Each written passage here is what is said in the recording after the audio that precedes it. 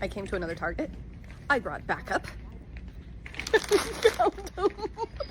But now she's making me take her to look at books, and my willpower isn't that strong.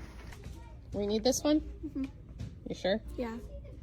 The rest of that shopping trip will remain, and this is awful. Let's go down here. The rest of that shopping trip is going to remain in the archives of my daughters and my memory because we did this together, found them, and we're going to go ahead and try them together. Are you okay? Are we ready for this? Okay, so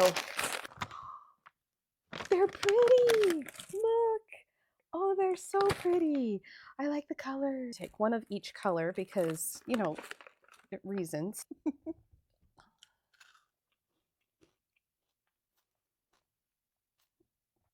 Okay, so they're not overly sweet, which is what I expected.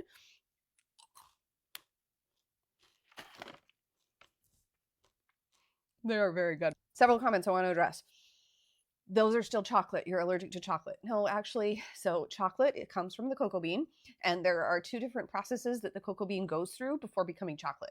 The first one is it is pressed and mushed, and when it does that, it's then heated and it's separated into two different types of like byproducts that comes off of it. The first one is the cocoa butter, and that is like the clear yellow cocoa butter product that is then sent through and refined.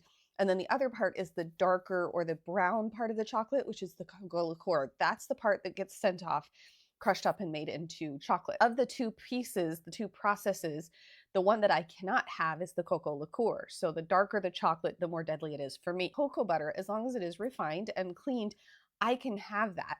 I do react to some cocoa butters because they're not completely refined and some of that cocoa liqueur remains. But typically white chocolate I can have, even if it's a product of the cocoa bean itself. Being said, most white chocolate has nothing to do with the cocoa bean at all. It's usually just milk solids and a confectionery sugar, which is why white chocolate is so sweet. Yes, white chocolate isn't really chocolate for the most part. It does come from cocoa butter, but I have never had a problem with any of the M&M Mars products. So I've never gotten sick off of this. Bye.